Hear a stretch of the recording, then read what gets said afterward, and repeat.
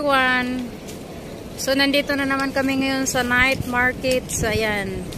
Night market Alriga. So ayan, pumasok na yung mga kasamahan ko. Ayan siya guys. Ayun.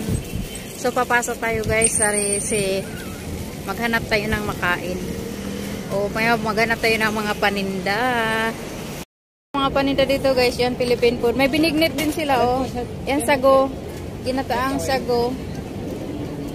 Ayan. So, masarap dito guys. Kasi makakain mo talaga ang pagkain natin sa atin. Ayan o. Ayan, ito yung ano tawag nun? Yung palitaw. Saka yung puto cheese.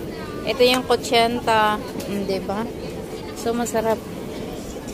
So, kabubukas lang dito guys. Gawa ng nag-winter na. O diba, last year, nabablog ko naman siya dito. Ayan, iikot lang natin, iikot lang natin ang camera. Mayo mo. Mayo mo. Ayun, si Yami. Ayan, yan. So, yan ang night market dito. Diba? So, mag-order muna kami ng pagkain na pang dinner.